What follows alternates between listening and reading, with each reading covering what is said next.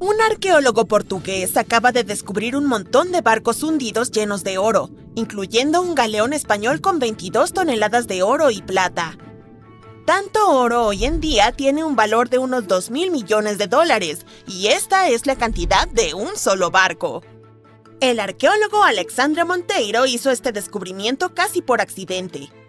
Estaba estudiando algunos documentos cuando encontró información sobre un barco que desapareció en 1615 y decidió que quería encontrarlo. Después de muchos años, Alexandre no solo encontró esta embarcación específica. En realidad, descubrió 8.620 naufragios solo en las aguas de Portugal.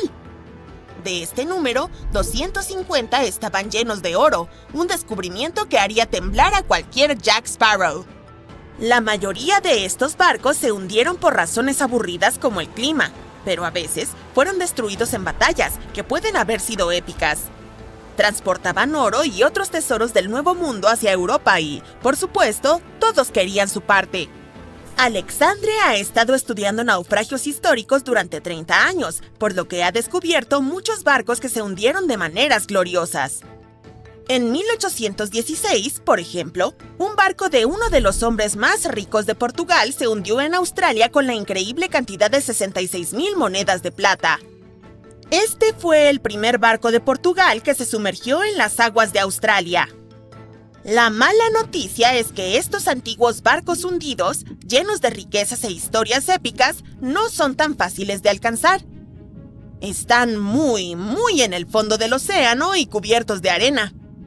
Igual podrías intentarlo, pero eso sería robar parte de la historia de un país, y eso no está bien, ¿verdad? Naturalmente, Portugal no fue el único país que exploró los mares en esa época. La costa de Europa está llena de barcos hundidos cargados de oro. De hecho, hay alrededor de 1 millón de naufragios históricos bajo el agua en este momento, y los tesoros abandonados bajo el mar podrían valer alrededor de 60.000 millones de dólares. Es una cantidad de dinero enorme, pero déjame decirte que estos barcos hundidos llenos de oro no valen realmente la pena. Hay muchas historias de descubrimientos de tesoros marítimos que se convirtieron en demandas judiciales terribles y hasta en largas condenas de cárcel. Nuestra primera historia comienza en 1746, cuando una violenta tormenta hizo naufragar un barco llamado Príncipe de Conti cerca de una isla de Bretaña. La nave estaba llena de té, cerámica y tenía 100 lingotes de oro. Por supuesto, los dueños del barco intentaron salvar el botín, pero si no es fácil ahora, imagina cómo era en el siglo XVIII. Pasaron más de 200 años para que la embarcación fuera encontrada. Finalmente ocurrió en 1975, cuando un grupo de franceses la descubrieron y decidieron llevarse casi todas las cosas valiosas que pudieron encontrar. Ahora bien, dije que estas cosas no valían la pena por una razón. En Francia, si encuentras algo que podría ser histórico, debes declararlo a las autoridades locales dentro de las 48 horas. No cumplir equivaldría a cometer algo conocido como delito. Para ser justos, nuestros amigos franceses sí declararon sus hallazgos, pero solo los cañones corroídos del barco. ¿Y el oro? Bueno, lo vendieron, obviamente, porque cada lingote de oro vale entre 125.000 y 231.000 dólares. A las autoridades francesas les llevó casi 50 años recuperar el oro robado, y no lo recuperaron todo. Parte de él fue comprado por una pareja de ancianos que vivía en Florida, y el delito es tan grave que fueron acusados de estar relacionados con lavado de dinero, crimen organizado y tráfico de bienes culturales. Los saqueadores también vendieron algunos lingotes de oro a la colección del Museo Británico. Ahora, volvamos a la década de 1850, cuando un vapor llamado SS Central America viajaba de Panamá a California y de regreso. Esto ocurrió durante la fiebre del oro de California, una época en la que 300.000 personas se trasladaron a California para buscar oro. Debido a que la ruta de viaje no era nada sencilla, la gente tenía que transportar su oro en grandes barcos. Aquí es donde entra en escena nuestro amigo el SS Central America. En 1857, el barco tenía a bordo 578 personas y unas 10 toneladas de oro. Muy pocos sobrevivieron, y entre 100 y 150 millones de dólares en oro se hundieron con el barco. Todo esto explica por qué, en 1988, un grupo de inversores de Columbus decidió financiar un proyecto de investigación para encontrar este barco. La investigación fue liderada por un hombre llamado Tommy Thompson. Tommy estaba obsesionado con la idea de encontrar este barco hundido lleno de oro. Le llevó años hallar la ubicación exacta del SS Central America, en especial porque el barco estaba a 2.300 metros bajo la superficie del Océano Atlántico y recuperarlo requería de mucha tecnología sofisticada. Un grupo de 161 inversores financió su aventura, pero no hace falta decir que no lo hicieron por amor. Invirtieron $12.500.000 en este proyecto porque esperaban ganar al menos 10 veces más. Pero como la vida no es todo risas y alegrías, 39 compañías de seguros demandaron al equipo de investigación en cuanto recuperaron el oro. En aquel entonces, cuando el barco estaba operativo, estas compañías aseguraron la carga del SS Central America, y cuando finalmente la carga fue recuperada, más de 100 años después, querían ser indemnizadas. Dijeron que no era su trabajo recuperarlo, pero eso no significa que lo abandonaran. Estos disparates no prosperaron, y el 92% del oro fue entregado al equipo de investigación. La trama se complicó cuando los inversores fueron estafados por nada menos que Tommy Thompson, quien huyó con $4.160.000. También tenía 500 monedas de oro, pero no le ha dicho a nadie dónde están. Casos como este son la razón por la que la mayoría de los países tienen reglas para proteger las propiedades culturales. Y sí, a veces los naufragios pueden ser una propiedad cultural. Obviamente, hay muchos descubrimientos de tesoros marítimos que ocurren sin violar ninguna ley. El SS City of Cairo, por ejemplo, era un vapor que se hundió en 1929 con 2.000 cajas de monedas de plata, con un peso de 122 toneladas. Una empresa llamada Deep Ocean Search recuperó las monedas de una profundidad de 5.200 metros, 1.400 metros más profundo que el Titanic. 34 millones de libras fueron al Tesoro del Reino Unido, y Deep Ocean Search también recibió una parte. La buena noticia es que algunas de las monedas pueden ser compradas por coleccionistas de manera legal. Pagar por un tesoro es tal vez lo más cercano que se puede estar de un hallazgo arqueológico submarino. Sé que todo lo que hice fue destruir tus sueños de piratería, pero aunque saquear naufragios llenos de oro puede ser un delito en la mayoría de los países o simplemente imposible para nosotros meros mortales, no todo está perdido. Hay unos 770 billones de dólares en oro en el fondo del océano, y no tiene dueño. Es como una mina de oro submarina, solo que el oro está en el agua.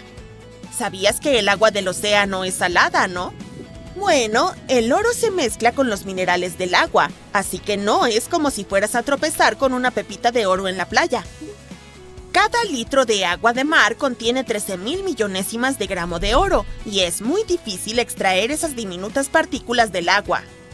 Pero eso no significa que no haya habido intentos, y, por supuesto, también ha habido engaños.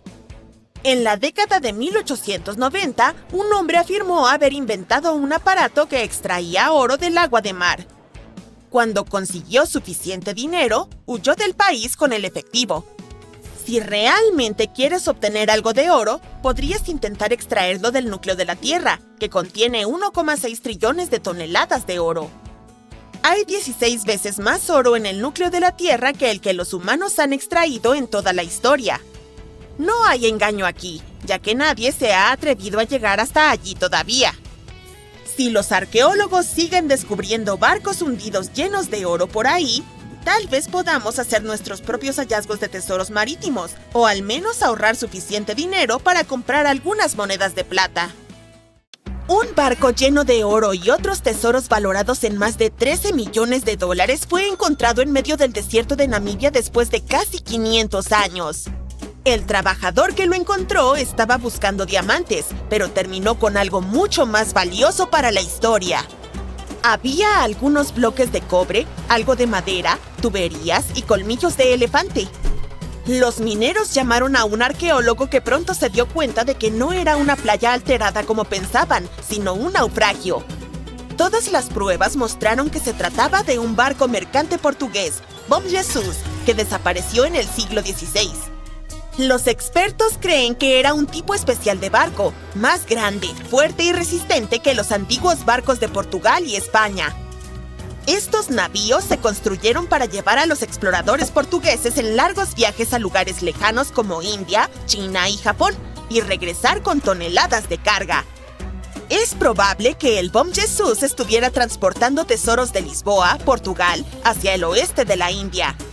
Pero parece que en su camino alrededor del extremo sur de África, cerca de Namibia, una gran tormenta empujó al barco demasiado cerca de la costa. El barco chocó contra una roca, se volcó y se rompió, y se hundió en el océano. Los arqueólogos encontraron un tesoro del cofre del capitán bajo el agua, que probablemente se cayó cuando se rompió el casco de madera. También hallaron piezas del barco esparcidas a lo largo de la costa, tal vez por la violenta tormenta y más tarde por la construcción en la zona. La tormenta debió haber sido muy feroz, pero no se encontraron muchos huesos, lo que significa que la mayoría de la tripulación podría haber sobrevivido o se perdió en el mar. El barco estaba dividido en 3 secciones y sorprendentemente bien conservado, gracias a las gruesas capas de arena que lo cubrían y prevenían su deterioro. Los arqueólogos que estudiaron el naufragio descubrieron más de 40 toneladas de carga. Había cañones, espadas, bloques de metales como plomo y estaño, telas y herramientas que los marineros usaban para navegar siguiendo las estrellas mientras cruzaban el océano. El descubrimiento más emocionante fue el de 1845 lingotes de cobre que pesaban entre 16 y 17 toneladas. Estos lingotes de cobre, de metal puro, están todavía en excelentes condiciones porque el casco del barco y las capas de arena los protegieron del agua del océano. Los científicos incluso lograron leer las marcas comerciales que tenían y descubrieron que fueron fabricados por una compañía comercial alemana muy rica. También había más de 2,000 monedas brillantes de oro y plata de diferentes países, de acuñación portuguesa, veneciana, francesa y morisca, y 105 colmillos de elefante enormes que pesaban alrededor de 2 toneladas. Los colmillos probablemente estaban destinados a convertirse en artículos de lujo en el destino. Los arqueólogos tomaron algunas muestras de ADN de los colmillos y descubrieron que provenían de elefantes de bosques y sabanas de África Occidental. Los investigadores tuvieron suerte de que el barco fuera encontrado en una zona restringida de extracción de diamantes. No hubo carroñeros que pudieran apoderarse de los tesoros. El Bom Jesus sigue siendo el naufragio más antiguo y valioso que se ha descubierto en la costa occidental de África subsahariana. Otro naufragio encontrado recientemente por accidente estaba enterrado bajo una duna de arena de 3 metros de altura cerca del mar Caspio. Algunas personas lo llaman el lago más grande del mundo y tiene niveles de agua que suben y bajan con el tiempo debido a los cambios en los patrones climáticos. Estos cambios pueden mover la arena y develar cosas como este naufragio y otros tesoros a lo largo de la costa. A medida que la duna desaparecía lentamente, el barco comenzó a mostrarse. Antes de desenterrarlo, los científicos estaban preocupados de que las olas del mar pudieran dañar el naufragio. Para protegerlo, construyeron un muro usando miles de sacos de arena para mantener las olas alejadas. Cuando la nave fue descubierta, se dieron cuenta de que era un barco mercante de 3 mástiles y 28 metros de largo con un fuerte casco doble. Las muestras de madera evidenciaron que fue construido entre los siglos XVIII y XIX, utilizando árboles como pino silvestre, abeto y alerce de la zona del río Volga o del Cáucaso. Incluso encontraron trigo sarraceno y plantas de la misma región, que probablemente se comerciaban o se usaban para alimentar a los marineros. Esto prueba que el barco era parte de un grupo de naves mercantes que antiguamente navegaban por el mar Caspio. Un pescador aficionado, Gürkan Gürbüz, que estaba a 6 metros bajo el mar frente a la costa de Turquía, notó algunos restos metálicos enormes. Tenía una cámara submarina, así que hizo tomas del descubrimiento y las llevó a los científicos. Ellos inmediatamente comenzaron una investigación y descubrieron que debía ser un naufragio de las primeras décadas del siglo XX. Podría ser uno de los barcos del Imperio Otomano que tenían la importante misión de entregar suministros, pero desapareció sin dejar rastro. Los científicos obtuvieron permiso para estudiar en detalle este naufragio del Mar Negro con el fin de aprender más sobre sus misterios. Esperan encontrar los documentos del astillero para obtener algunas respuestas, ya que el barco en sí está en condiciones terribles y es complicado trabajar con él. Unos robots submarinos que pertenecen a una empresa de petróleo y gas notaron cientos de ánforas antiguas intactas en el lecho marino del Mediterráneo Oriental. Los expertos piensan que esas jarras tienen 3.300 años. Esto convierte el hallazgo en el naufragio más antiguo en aguas profundas. Probablemente, las jarras se usaban para almacenar aceite u otros productos agrícolas como frutas. Esto demuestra que las personas que hicieron estas ánforas organizaron el comercio marítimo y poseían increíbles habilidades de navegación. Parece que los antiguos marineros lograron atravesar el mar Mediterráneo sin tener una línea de vista a ninguna costa. Todo lo que podían ver era el horizonte, por lo que debieron haber usado el sol y otras estrellas para orientarse. Frente a las costas de Sicilia, a unos 6 metros bajo la arena y la roca, unos arqueólogos encontraron un naufragio tan antiguo que no están seguros de qué materiales se usaron para construirlo. Creen que el barco es del siglo V o VI a.C., lo que significa que tiene más de 2.500 años. Este antiguo barco no estaba solo. Los investigadores también encontraron 2 anclas de hierro en forma de T invertida de alrededor del siglo VII de nuestra era y 4 anclas de piedra de tiempos prehistóricos en las cercanías. Uno de los anclajes de piedra estaba roto y podría haber tenido piezas de madera unidas para ayudarlo a sujetarse al fondo marino. Descubrieron que el barco en sí fue construido usando solo la técnica de sobrecasco. Las tablas de madera del barco estaban conectadas tan firmemente que podían soportar la embarcación por sí solas, con vigas añadidas solo para hacerla más fuerte. Lamentablemente, el casco de madera del barco es muy frágil ahora porque unas pequeñas criaturas marinas que comen madera lo han dañado con el paso de los años. Los científicos están siendo muy cautelosos mientras lo estudian para asegurarse de que no se desintegre. Este descubrimiento es de gran relevancia porque fue construido durante una época en la que Sicilia era sumamente importante para el comercio. En ese entonces, los griegos y los púnicos estaban tratando de tomar el control de los mares mucho antes de que Roma se convirtiera en el gobernante del Mediterráneo. Al estudiar este barco, los científicos esperan aprender más sobre cómo las personas viajaban y comerciaban en esos tiempos antiguos. Otro naufragio, esta vez frente a la costa de Kenia, podría ser del último viaje de Vasco da Gama. Este explorador portugués fue el primer europeo en llegar a la India por mar alrededor del Cabo de Buena Esperanza. Unos pescadores locales descubrieron el naufragio en cuestión en 2013. Cuando un arqueólogo submarino vino a investigar, encontró algunos tesoros en el lugar: colmillos de elefante y valiosos lingotes de cobre. Si este descubrimiento realmente está relacionado con Vasco da Gama, entonces debe ser del siglo XVI. Fue el año de su tercer y último viaje a la India. Da Gama lideró una gran flota de 20 barcos, uno de los cuales era el San Jorge. La mayor parte del barco está oculta bajo capas de coral y un equipo completo de científicos está excavando cuidadosamente las fosas para encontrar partes de la estructura de madera y el casco del barco. El año era 1865. Fue un auge de migración a nivel mundial, con nuevos lugares descubiertos y muchos asentamientos creados.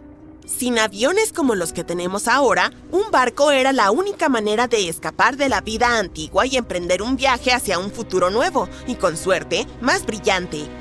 Así que, una aventura como esa era algo bastante común de hacer. Más de 500 inmigrantes llegaron seguros a Queensland, y se suponía que el barco regresaría a Londres algún tiempo después.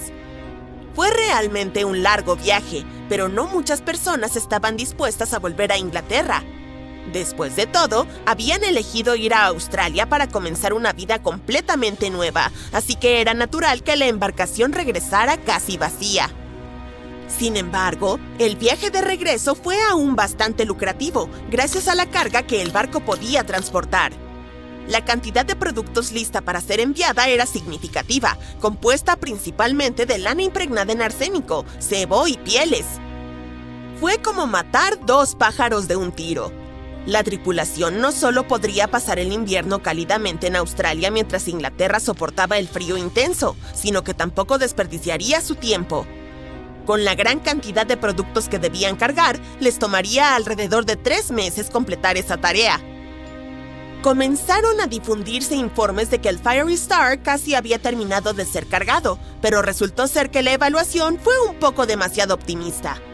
Para pasar el tiempo, el capitán Yule pensó que sería una buena idea contactar con la sociedad de aclimatación y ofrecer su ayuda para transportar cualquier animal que quisieran enviar a Inglaterra en el Fiery Star. Ya tenía algunos emus y canguros a bordo, pero todavía había espacio. La sociedad realizó una votación y estuvieron completamente a bordo con la idea. Pensaron que enviar algunas talegallas sería un gran plan. Aunque ya había algunas de estas aves en Inglaterra, la sociedad francesa necesitaba un par y podían enviarlas aquí a través de Inglaterra. Pero el equipo no sabía que toda esa carga, todos los productos que estaban dispuestos a vender en Inglaterra, finalmente conduciría a la destrucción del barco. El Fiery Star no solo se perdió, sino que la mayoría de las personas a bordo no sobrevivieron para completar el viaje.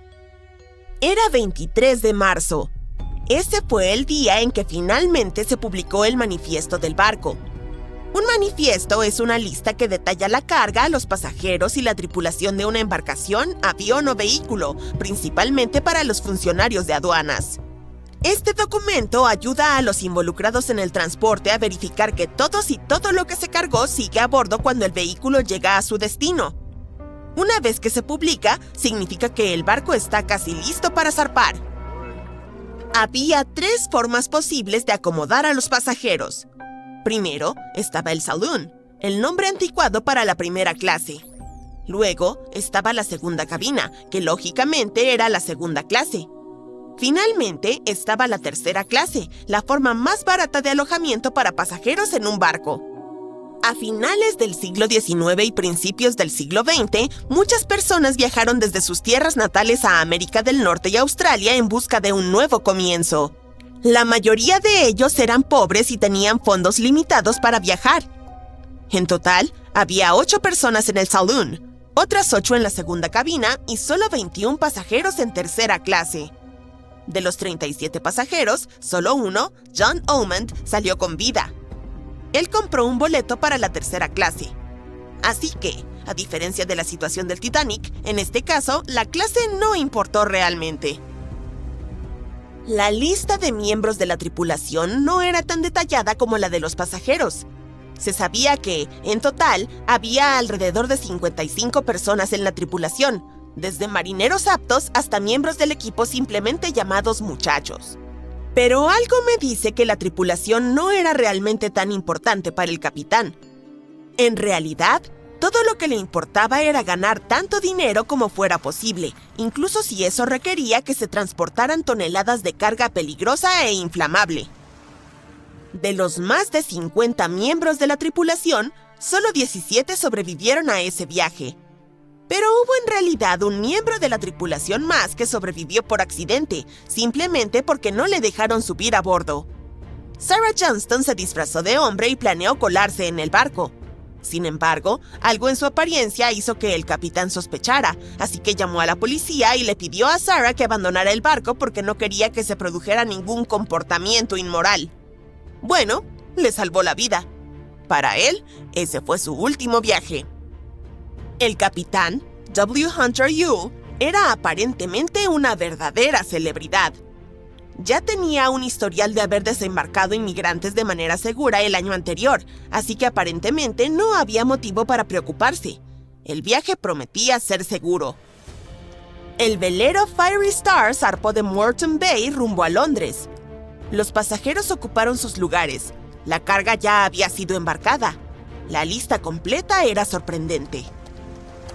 Además de toda la lana, cebo, algodón, cueros y cuernos, también había 6 cajas de arrurús y varios otros bultos. Y no podemos olvidar los animales que el capitán también llevó a bordo.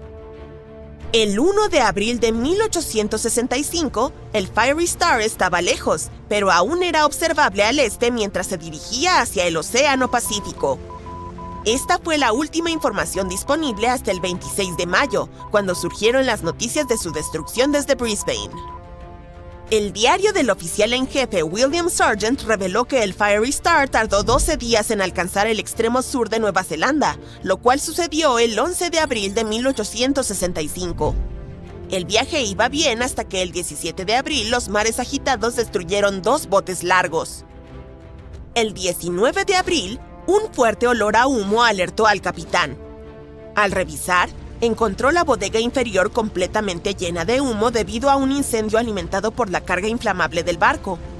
Las escotillas fueron cerradas de inmediato para intentar contener las llamas, pero al día siguiente, el calor y el humo tóxico obligaron a los pasajeros a salir de sus camarotes. George Mayber fue uno de los afortunados sobrevivientes. Era el ingeniero del barco y recordó los caóticos eventos del 20 de abril, cuando el capitán Yude y la mayoría de la tripulación y los pasajeros intentaron evacuar en medio del mal tiempo.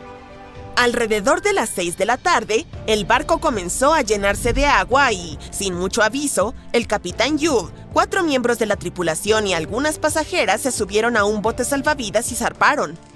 El siguiente bote, dirigido por el segundo oficial, el señor Adio, era un gig, seguido de un jollyboat abarrotado.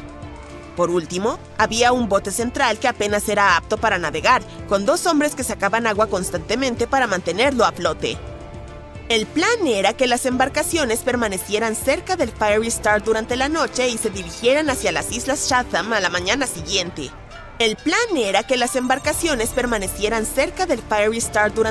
y se dirigieran hacia las Islas Chatham a la mañana siguiente. Pero al amanecer del 21 de abril, los 4 botes habían desaparecido sin dejar rastro. En el barco en llamas había 17 miembros de la tripulación y el pasajero John Omand, quienes se unieron bajo el liderazgo del primer oficial William Sargent. Durante 5 días y noches, George Mayber estuvo bombeando agua sobre el fuego sin descansar. Se ofreció voluntariamente a bajar por la escotilla de proa con una cuerda alrededor y un pañuelo sobre la boca. Descubrió que el palo de trinquete se había quemado a lo largo de unos 18 centímetros y el lado de babor estaba gravemente dañado, por lo que parecía una cáscara vacía.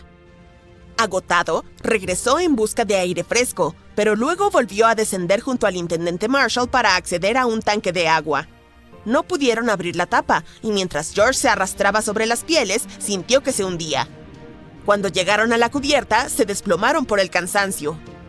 La carga había sido destruida por el fuego y el humo, y el calor en la cubierta era insoportable. La tripulación sobrevivía con raciones limitadas y pollos enjaulados, utilizando cada pedazo de madera disponible, incluidos los de los chiqueros, para las bombas. Los cerdos angustiados corrían descontrolados bajo el calor. Se construyó una balsa, pero era demasiado débil para el mar abierto. Dormir era esquivo y la tripulación había perdido todo, con solo esperanzas de llegar a tierra o encontrarse con otro barco. Finalmente, el Dauntless apareció y envió un bote salvavidas. El capitán Moore subió a bordo del Fiery Star el 12 de mayo y, tras evaluar la situación, coincidió en que la tripulación no podía hacer más. Embarcaron en el Dauntless a las 4 de la tarde. Presenciaron cómo el Fiery Star sucumbía a las llamas a las 11:30 de la noche. Fue una escapada por los pelos. ¿Qué hace un barco en medio de un desierto? Esperarías encontrar una embarcación marina más cerca de la costa. Esta es la pregunta que los arqueólogos se hicieron durante décadas. En 1988, hubo una tormenta cerca de uno de los sitios arqueológicos más importantes del antiguo Egipto. Una estructura de madera emergió de la arena. Había sido ahuecada por las termitas. Los científicos estaban decididos a resolver el misterio. En el año 2000, comenzaron a excavar el sitio cerca de Abidos. Un equipo estadounidense de expertos pronto descubrió un barco que medía 21 metros de largo. Y no estaba solo. En total, había 14 barcos reposando ordenadamente uno al lado del otro. Era imposible desenterrar por completo los barcos debido a su mal estado. Por suerte, la madera estaba bien conservada para obtener una muestra. Los análisis revelaron que los barcos tenían alrededor de 5.000 años de antigüedad, la flota más antigua en la historia humana hasta la fecha. La época de su construcción precede a las pirámides de Giza por medio milenio. Cada barco de la flota reposaba en una bóveda que se adaptaba a sus dimensiones. La sala tenía un tercio del tamaño de una cancha de tenis. Tenía muros de ladrillo de barro que presentaban más de 120 dibujos de barcos. Los antiguos egipcios los grabaron en paredes encaladas que estaban excelentemente conservadas. Los científicos han conocido estas misteriosas cámaras desde hace más de un siglo. Un arqueólogo británico, Arthur Weigall, se topó con una estructura extraña al oeste del río Nilo. Su equipo logró vislumbrar las paredes interiores. Lamentablemente, una sección del techo colapsó, por lo que tuvieron que cancelar la exploración. Los investigadores abandonaron el sitio, pero su ubicación permaneció en los mapas. La posición de los barcos primero llevó a los científicos a pensar que descansaban sobre un banco del poderoso Nilo. Pero había un problema con esta teoría. Hoy en día, el río fluye casi 11 kilómetros al oeste de Abidos. Estudios adicionales del terreno circundante mostraron que el Nilo no cambió su curso a lo largo de la historia. Además, si los barcos flotaran cerca de un muelle, estarían en posiciones inestables. Los 14 barcos de Abidos estaban perfectamente paralelos entre sí. Solo había una conclusión posible. Alguien los había colocado intencionalmente de esa manera, con mucho esfuerzo. Cada barco tenía espacio suficiente para 30 remeros. Estas embarcaciones podían flotar, no eran modelos. Pero los académicos aún no saben si realmente navegaron por algún cuerpo de agua en el antiguo Egipto. Esto no disminuye la importancia del hallazgo. Anteriormente, los arqueólogos solo encontraron modelos a pequeña escala. Solo en la tumba del rey Tutankamón había 35 modelos de barcos. Durante mucho tiempo, estas figurillas fueron las únicas pistas sobre cómo eran las embarcaciones del antiguo Egipto. El diseño de los barcos confirma que eran auténticos. Son los ejemplos más antiguos que se conservan de barcos construidos. Los pueblos de antes construían embarcaciones primitivas ahuecando grandes troncos de árboles. La alternativa era usar juncos que eran atados entre sí para formar una balsa. Los barcos de Abidos tenían tablones amarrados juntos. Este fue un avance significativo en la construcción naval. Durante su época, los barcos debieron parecer impresionantes. La madera era una mercancía valiosa en ese tiempo. No había madera en el desierto. El cedro tenía que ser importado desde el Líbano. La única persona que podía permitirse tal lujo era el faraón. Estudiar la zona alrededor de la antigua flota proporcionó más respuestas.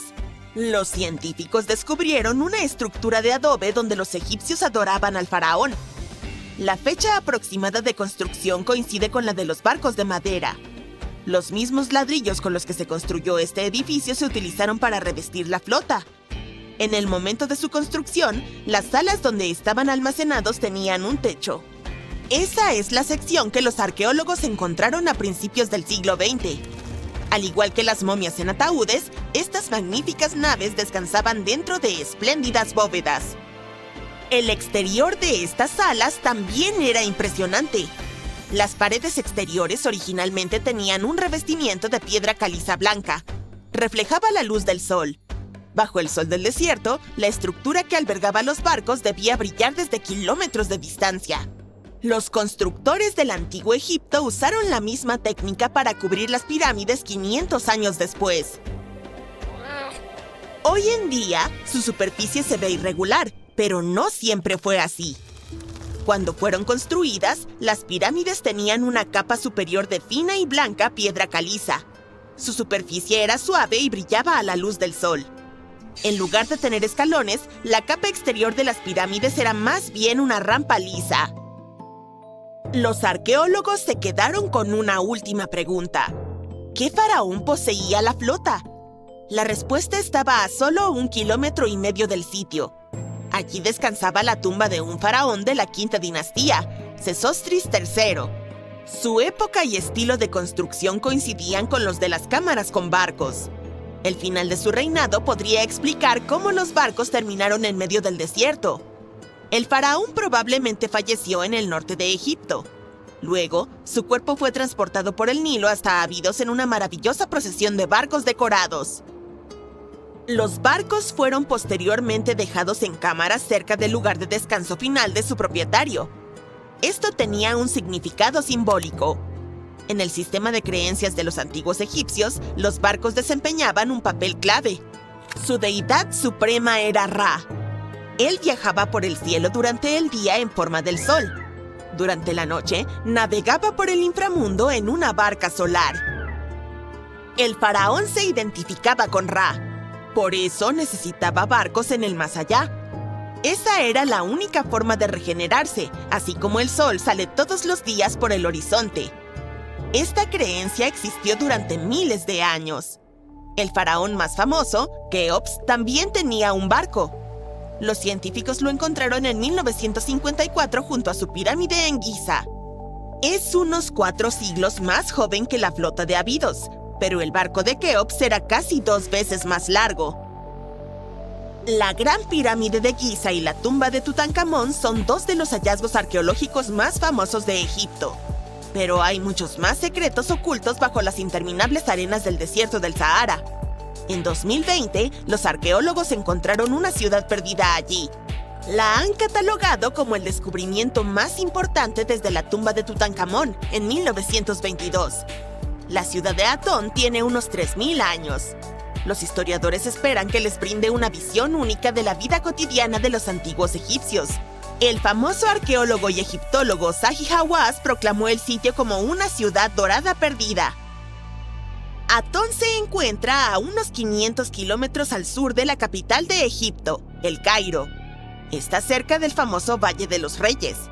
Los arqueólogos encontraron primero secciones de muros de adobe que se extendían en todas las direcciones. Descubrieron habitaciones completas con herramientas de la vida cotidiana en su interior. El equipo de investigación desenterró una panadería, un barrio residencial y un distrito administrativo. Todos datan de la época en la que la civilización egipcia era la más próspera de su extensa historia. Ellos también fueron los primeros en crear objetos de hierro. En 1911, los científicos encontraron un conjunto de cuentas de hierro cerca de un pueblo del Bajo Egipto.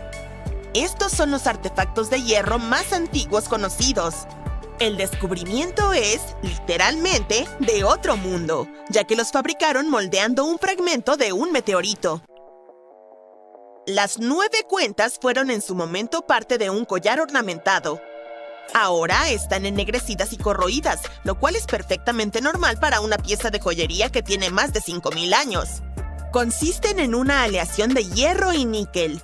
Los investigadores quedaron impresionados por la habilidad de los joyeros antiguos que procesaron las cuentas. Su artesanía es aún más asombrosa cuando se piensa que no conocían el origen estelar del material. La Gran Pirámide de Giza también tiene una característica notable. Un grupo de investigación internacional investigó la respuesta electromagnética de la estructura a las ondas de radio. Encontraron que la pirámide tiene la capacidad de concentrar energía electromagnética en su interior, en especial dentro de sus cámaras, así como bajo la base de la pirámide. Ahí hay una cámara subterránea sin terminar.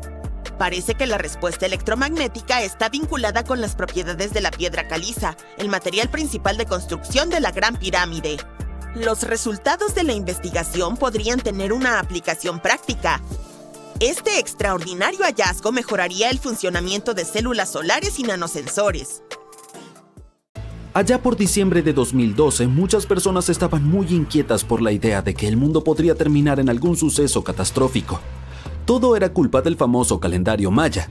Esta antigua forma de medir el tiempo había sido objeto de interminables especulaciones, pero uno de sus mayores misterios fue un conteo de 819 días encontrado en algunas versiones del calendario. Nadie podía explicar por qué estaba ahí o cómo funcionaba hasta que un grupo de investigadores de Cambridge pudo finalmente descifrar el código. Primero lo primero, ¿cómo funciona el calendario maya? Bueno, el sistema que usaba la civilización maya para contar los días se basaba en algo que ahora llamamos la rueda calendárica. Son como 3 engranajes entrelazados o 3 ciclos que trabajan juntos. El primero es un año solar de 365 días conocido como Haab. El segundo es un ciclo de 20 nombres, y el tercero es un ciclo de 13 números que forma un calendario sagrado de 260 días llamado Solkin. Así como diríamos algo como 25 de diciembre de 2025, ellos nombraban sus días en función de cómo se alineaban estos 3 ciclos.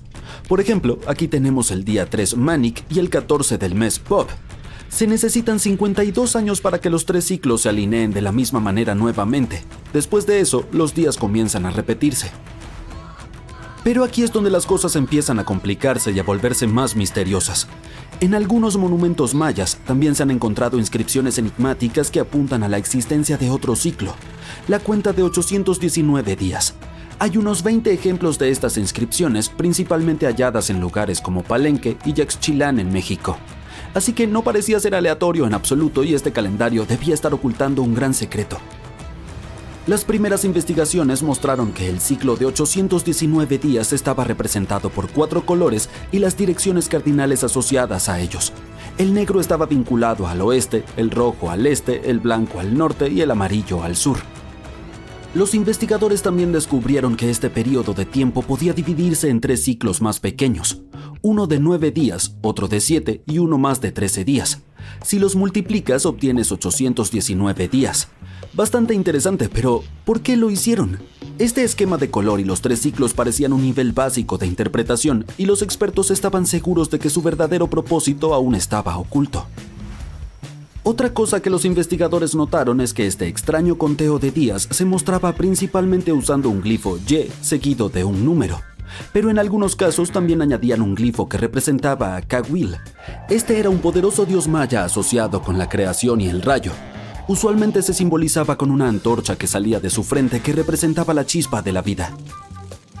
Pero en los años 90, un estudio sugirió que cuando la inscripción de Cahuil mostraba humo o fuego saliendo de su frente, en realidad representaba a los planetas Júpiter o Saturno o quizás a ambos. Espera, eso significa que el conteo de 819 días podría estar relacionado de alguna forma con ambos planetas. A partir de ahí, la investigación se centró en averiguar cuál podría ser ese vínculo.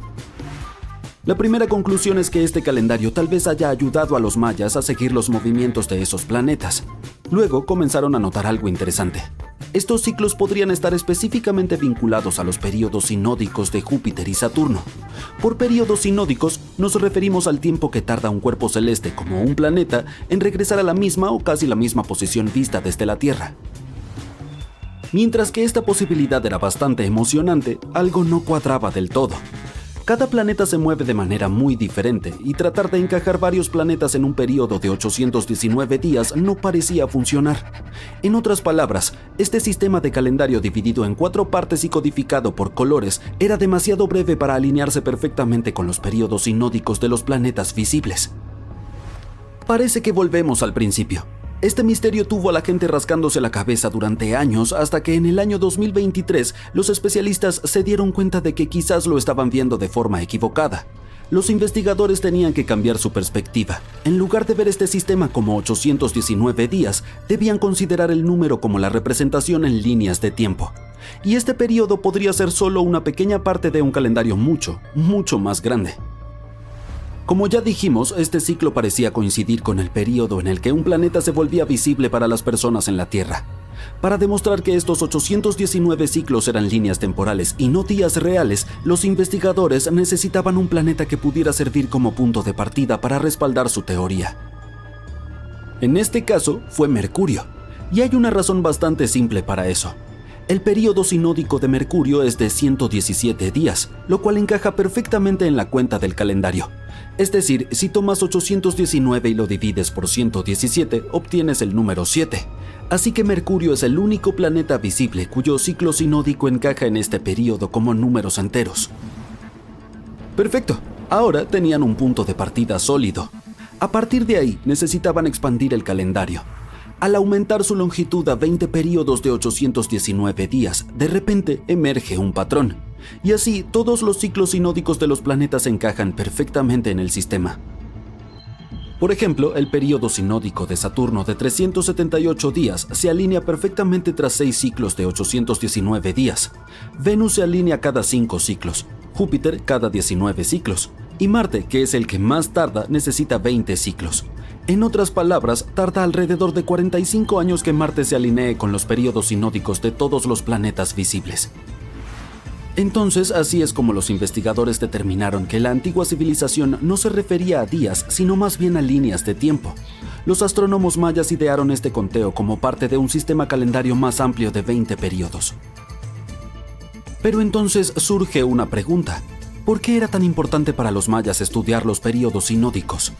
Bueno, aún no tenemos respuestas específicas sobre este misterioso calendario, pero lo que sí podemos afirmar con certeza es que los mayas creían en la poderosa influencia del cosmos en la vida diaria, así que tal vez querían analizar cómo los movimientos de todos los planetas visibles se alineaban con sus otros calendarios. Por supuesto, este sistema es solo una parte del sorprendente y avanzado entendimiento de la astronomía que tenían los mayas. Y no se trataba solo de usar ciclos astronómicos para la siembra y la cosecha, también tenían un conocimiento extremadamente específico como la capacidad de predecir eclipses solares.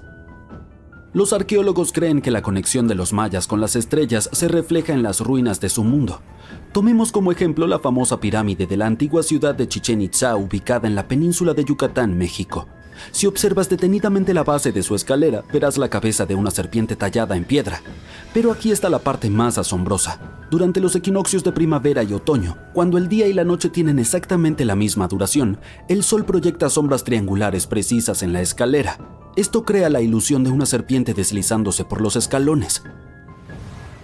Otro ejemplo de cómo utilizaron su conocimiento de astronomía en sus templos se encuentra en Tikal, Guatemala. Construida alrededor del año 1 de nuestra era, esta pirámide es considerada uno de los primeros complejos astronómicos de los mayas. Su alineación y orientación les permitía seguir y calcular solsticios y equinoccios con increíble precisión. Los mayas eran astutos observadores del cielo. Así como nosotros tenemos modernos observatorios de alta tecnología con cúpulas redondeadas, ellos tenían algo similar. Te presento el caracol. El nombre se refiere a la escalera en espiral que está dentro de la torre. Construido alrededor del año 906, era el lugar perfecto para observar todos los cambios en el cielo y rastrear los movimientos del Sol, la Luna, los planetas y las estrellas. A diferencia de nosotros hoy en día con nuestros telescopios, satélites y herramientas avanzadas, los mayas dependían por completo de la observación a simple vista, y eso hace que sus logros sean aún más increíbles.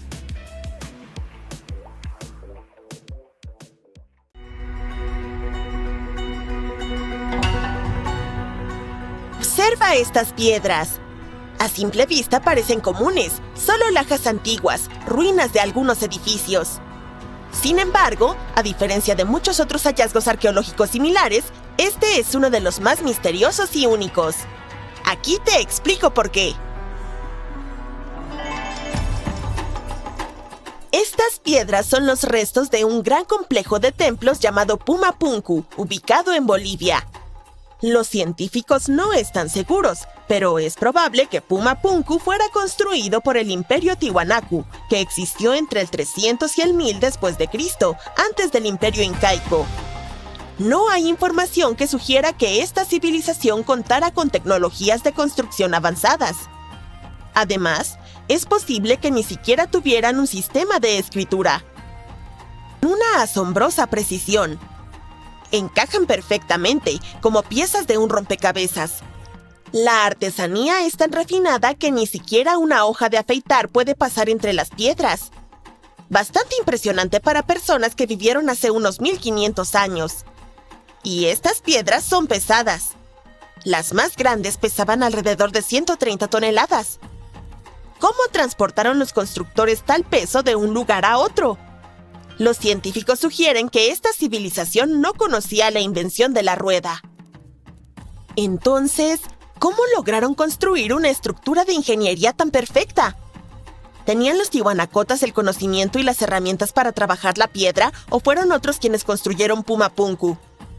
Existen varias teorías al respecto. Teoría 1.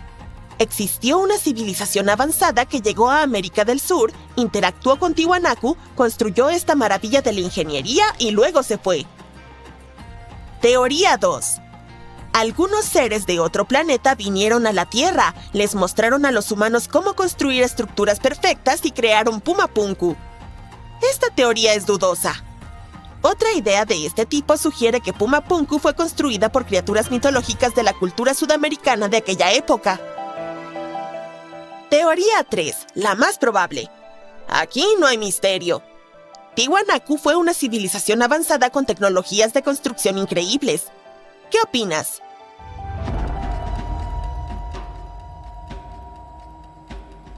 Bien, hemos visto algunas piedras perfectamente rectangulares utilizadas para construir un templo. ¿Qué tal unas piedras completamente redondas para estudiar el cielo estrellado? O para algún otro propósito, no importa. Así que, bienvenidos a Costa Rica. En el sur de este país se encuentran las llamadas esferas de Diquís. Son piedras grandes, pesadas y redondas creadas en la era precolombina, alrededor del año 600. Cada piedra está hecha de un tipo único de roca formada a partir de magma enfriado. En otras palabras, alguien esperó a que una erupción volcánica terminara y que el magma se enfriara, y luego tomó todo este material y talló estas esferas a partir de él. Pero, ¿cómo lograron una forma tan perfecta? Los científicos sugieren que se utilizaron pequeñas piedras para moler y tallar el magma enfriado. Algunos especialistas piensan que las piedras fueron creadas para la navegación. Podrían haber señalado el camino hacia ciertos lugares. Otra teoría sostiene que las esferas de Diquís se usaban para la astronomía. Nadie lo sabe con certeza. Puede que nunca obtengamos la respuesta a esta pregunta, ya que las personas que conocían el secreto de las piedras desaparecieron tras la expansión española. Así que continuemos nuestro viaje. ¿Ves estos adoquines? Los arqueólogos aún no saben por qué están dispuestos a lo largo de un extenso tramo de desierto que cruza Jordania e Israel. Estas extrañas piedras forman una cadena de líneas de 64 kilómetros de longitud y están aquí desde alrededor del año 300 a.C. Como fueron descubiertas por pilotos durante sus vuelos hace unos 100 años, algunos llaman a estas piedras cometas. Una de las teorías más populares sugiere que la gente colocó estas estructuras aquí para atraer a los animales hacia una trampa donde pudieran ser capturados. Al parecer, los cazadores antiguos conocían bien el comportamiento de la fauna y estaban seguros de que los animales de alguna manera caminarían por estas piedras y terminarían en un área abierta con un pozo donde los cazadores podrían realizar su trabajo fácilmente. Piedras lisas y perfectamente rectangulares y cuadradas. Piedras redondas. Trampas de piedra para animales. ¿Qué sigue? ¿Qué tal un lienzo de piedra o una pintura en piedra? Para ver este antiguo artefacto, viajaremos a Glasgow, Escocia, donde los arqueólogos desenterraron una losa de piedra creada hace unos 5.000 años. Es la piedra de Cogno. La losa mide 13 por 8 metros, la mitad de una cancha de baloncesto. Y toda esta zona está llena de extraños patrones en espiral que los científicos llaman marcas de copa y anillo. Pero, ¿qué significan? Como es habitual, los científicos no lo saben con certeza. Pero una teoría sugiere que las inscripciones en la piedra están de alguna manera relacionadas con fenómenos astronómicos, como eclipses lunares o solares. ¿Quizás era un mapa estelar? O tal vez las personas solo querían crear una obra de arte. En cualquier caso, hay otro dato interesante relacionado con las marcas de copa y anillo. Los científicos han encontrado dibujos similares en otros sitios prehistóricos alrededor del mundo. Está bien, alejémonos de las piedras misteriosas y observemos otros misterios arqueológicos. Aquí está el orden aproximado del desarrollo de la civilización a partir del año 8000 a.C., según los científicos. Primero, las personas se asientan en un lugar y construyen una ciudad o asentamiento allí. Luego se dedican a la agricultura y después edifican templos. Pero en 1994, los arqueólogos dijeron, ¡no! El orden podría haber sido diferente. ¿Y si los humanos primero construyeron templos para adorar a seres místicos superiores y recién después edificaron ciudades y se dedicaron a la agricultura? Vamos a Turquía, a la zona rural de Göbekli Tepe, donde a mediados de los años 90, unos arqueólogos descubrieron varios pilares de piedra con animales tallados. Esta estructura antigua data del 10º milenio antes de Cristo. Bien, este lugar es considerado uno de los sitios de culto más antiguos del mundo. Es muy probable que haya sido construido por cazadores seminómadas que no sabían nada de agricultura, ya que recién apareció en esta región 5 siglos después. Los científicos se preguntan, ¿es cierto que tales estructuras llevaron al asentamiento en la zona? La respuesta a esta pregunta puede ayudar a entender la mentalidad y el desarrollo de la humanidad en muchas partes de nuestro planeta. ¿Te gustaría tener un pergamino con la ubicación de un tesoro marcada? Se podría decir que ya tienes uno. Descúbrelo por ti mismo. Solo busca en Google el tesoro del pergamino de cobre, descarga una foto en alta resolución del pergamino y sigue las instrucciones. ¡Ups! Las instrucciones están escritas en un idioma incomprensible. Los científicos han estado tratando de descifrar este mensaje desde que el pergamino fue descubierto en 1952 en Qumrán, y la respuesta aún no ha sido encontrada. Según una teoría, el pergamino contiene información sobre una gran cantidad de plata y oro. Pero incluso si el tesoro no existe, este artefacto es bastante interesante de estudiar.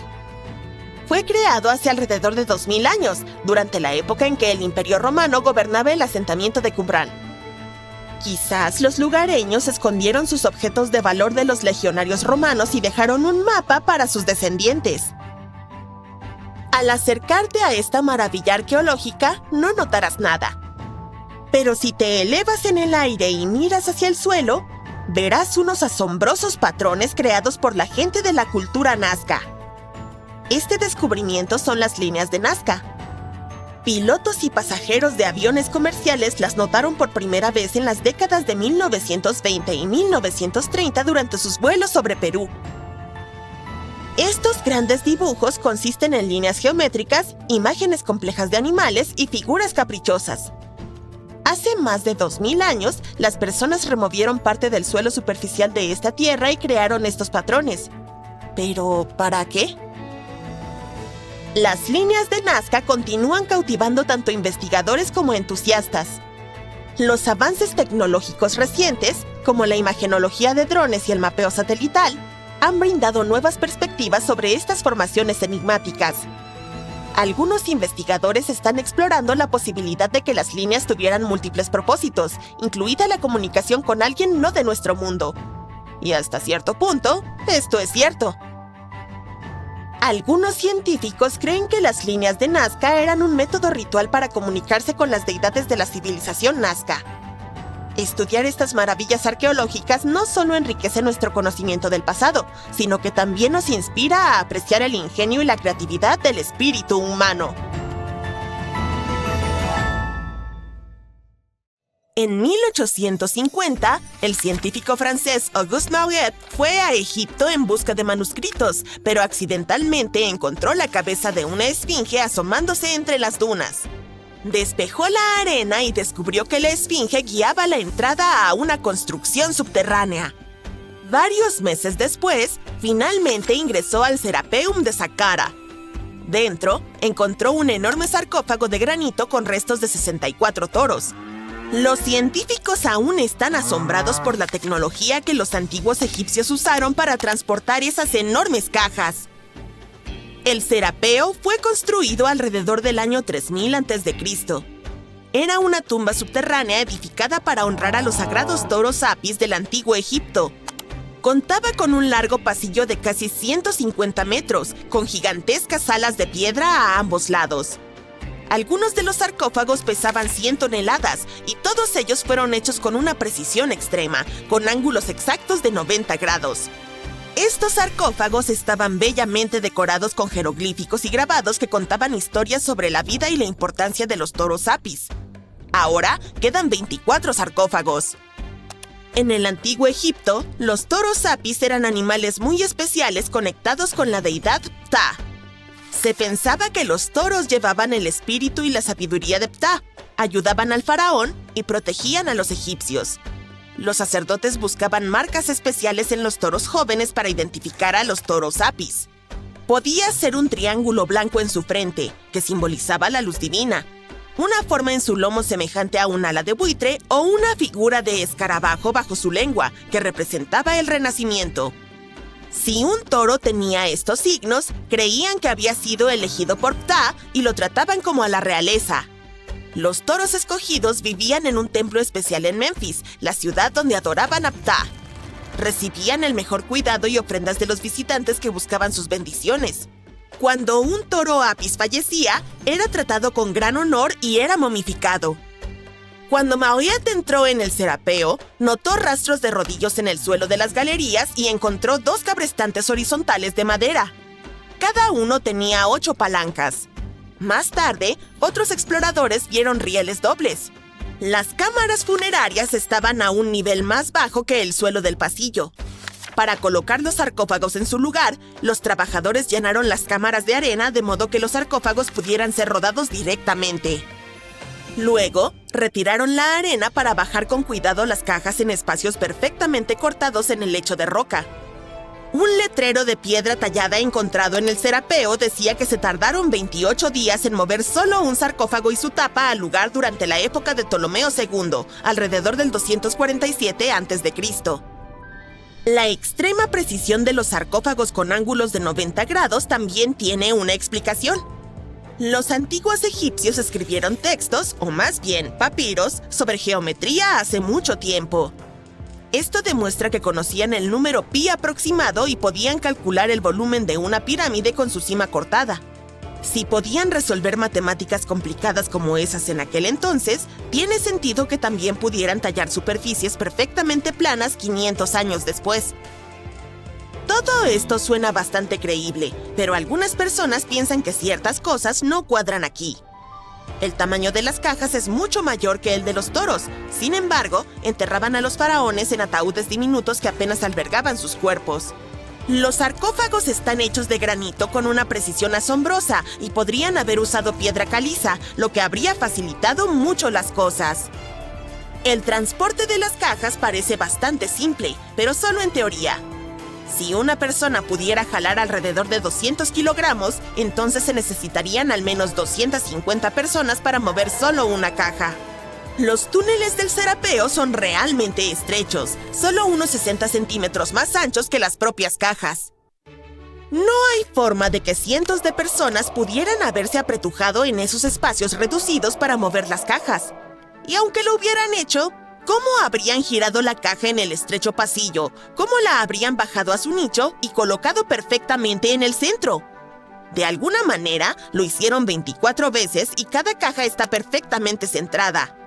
Además, las cámaras estaban polvorientas y no había indicios de hollín de lámparas.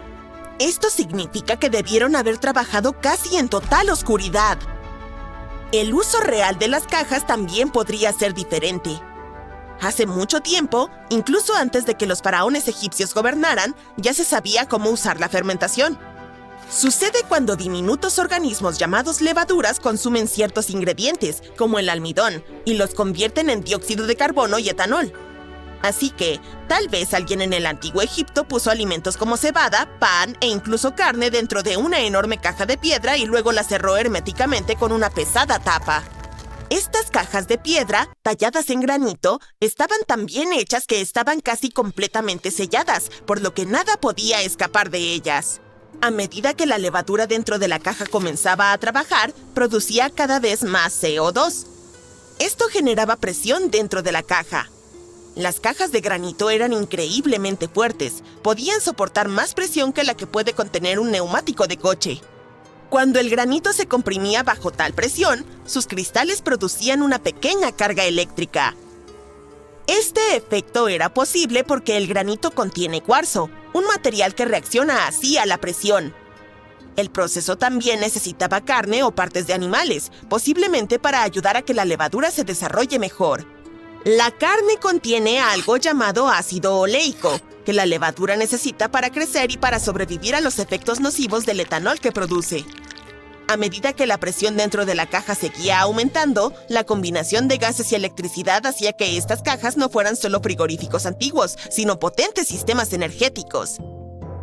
Con el tiempo, la presión interna se volvió tan fuerte que podía abrir la tapa y el gas escapaba con un estallido. Pero cuando la gente redescubrió el Serapeo en 1850, encontraron dibujos antiguos que mostraban piedras apiladas encima de algunas tapas de las cajas. Así que, probablemente, hace mucho tiempo, alguien intentó hacer las tapas aún más pesadas, agregando peso extra para evitar que la presión del gas las abriera. Este peso adicional también significaba que los cristales de cuarzo del granito podían seguir generando más electricidad bajo toda esa presión. Si alguien abriera una de estas cajas de piedra miles de años después, solo encontraría los huesos de toros que se habían colocado dentro. Y eso es exactamente lo que Marriott descubrió en la década de 1850. Abrieron el Serapeo para visitantes poco después de las primeras excavaciones en la segunda mitad del siglo XIX. El príncipe de Gales, Eduardo VII, incluso almorzó con sus invitados en uno de los sarcófagos. Las arenas y los terremotos hicieron que el lugar fuera inaccesible por un tiempo, pero ahora puedes visitarlo e intentar resolver el misterio por ti mismo. Con la nueva tecnología, podríamos obtener respuestas a muchos otros misterios históricos pronto. Un equipo de científicos del Museo Field de Historia Natural de Chicago utilizó recientemente un escáner CT especial para aprender más sobre las momias egipcias antiguas sin desenvolverlas. Hicieron rodar 26 momias en carritos personalizados hasta el estacionamiento, donde el escáner estaba esperando. Tomó miles de imágenes detalladas de rayos X de cada momia y de sus ataúdes. Cuando todas las imágenes se juntaron, crearon imágenes en 3D que mostraban lo que había dentro, los esqueletos y algunos artefactos. Los científicos esperan que este trabajo les ayude a entender las prácticas funerarias del antiguo Egipto de hace más de 3000 años. Aunque el proceso de escaneo solo llevó 4 días, puede llevar 3 años estudiar todos los datos. Sin embargo, los científicos pudieron aprender algunos detalles personales sobre las momias. Una de las momias más populares del museo, Lady Genet A, fue una mujer que vivió en el antiguo Egipto hace unos 3000 años. Parece que falleció a fines de sus 30 o principios de sus 40. Para asegurarse de que su cuerpo se viera completo para el más allá, los embalsamadores pusieron un relleno en su cuello para evitar que colapsara. También colocaron ojos artificiales en sus órbitas para que tuviera ojos en el más allá. Fue envuelta en lino de lujo y colocada en un ataúd bellamente decorado. Las exploraciones revelaron que había sido elaborado con una hendidura en la parte posterior que los embalsamadores usaron para ajustar el cuerpo. También había algunos detalles artísticos en la superficie, como marcas para sus rodillas. Al parecer, su entierro fue del nivel de un coche de lujo de alta gama.